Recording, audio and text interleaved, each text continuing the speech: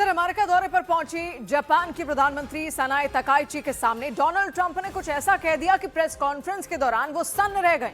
हुआ ये कि वॉशिंगटन डीसी में बैठक के बाद जापान की पीएम और डोनाल्ड ट्रंप ने प्रेस कॉन्फ्रेंस की, लेकिन इस दौरान जापान के एक पत्रकार ने उनसे ईरान पर हमले की जानकारी सहयोगी देशों से छुपाने को लेकर सवाल कर दिया। लेकिन इस सवाल का जवाब देते हुए डोनाल्ड ट्रंप ने उस घटना का जिक्र कर दिया, जिसे सुनकर उनके बगल में बैठी सनाए तकाइची असहज हो गई। We went in very hard and we didn't tell anybody about it because we wanted surprise. Who knows better about surprise than Japan? Okay? Why didn't you tell me about Pearl Harbor? Okay?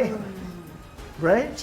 Trump ने तर्क दिया कि उन्होंने Iran पर हमले से पहले संकेत दे दिए थे, लेकिन सवाल के जवाब में ट्रंप ने पर्ल हार्बर की घटना का जिक्र कर दिया और दोनों की तुलना कर दी। You believe in surprise, I think much more so than us.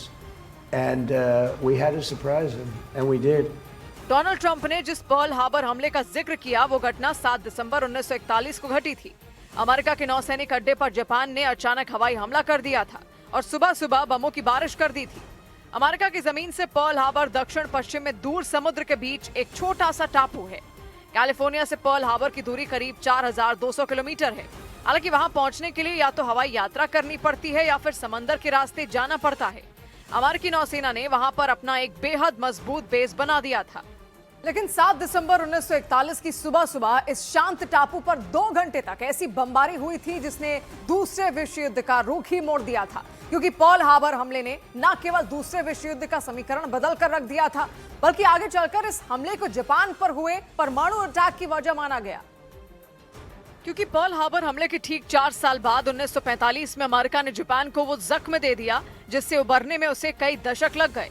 America ने दूसरे विश्व युद्ध के दौरान जापान के हिरोशिमा और नागासाकी शहर पर जब परमाणु बम गिरा दिए थे, उस वक्त इसे पर्ल हार्बर हमले का बदला माना गया था। जापान ने 1 घंटे और 15 मिनट तक अमेरिका के पर्ल हार्बर पर बमबारी की थी।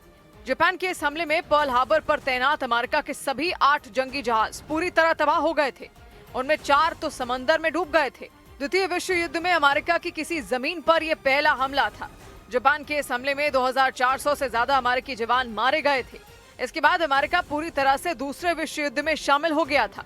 माना गया कि उसने जापान पर परमाणु बम गिराकर अपने गुस्से की आग को शांत किया था।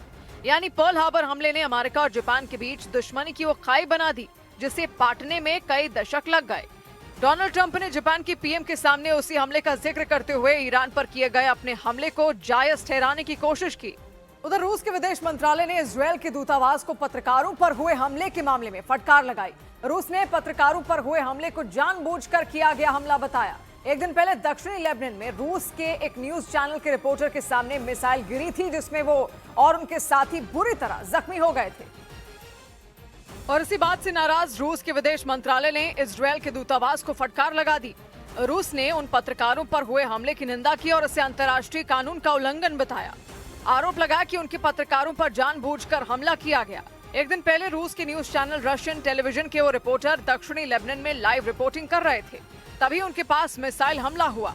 मिसाइल गिरते ही वहां जोरदार धमाके की आवाज सुनाई दी थी। Further rocket attacks were reported against Nahariya and a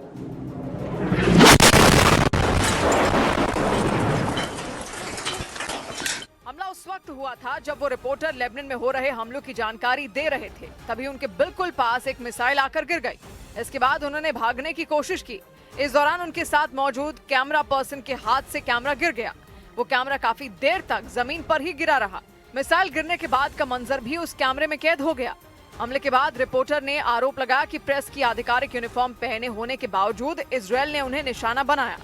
जानकारी मिलने पर रूस के विदेश मंत्रालय ने भी इजरायल के हमले की कड़ी निंदा की।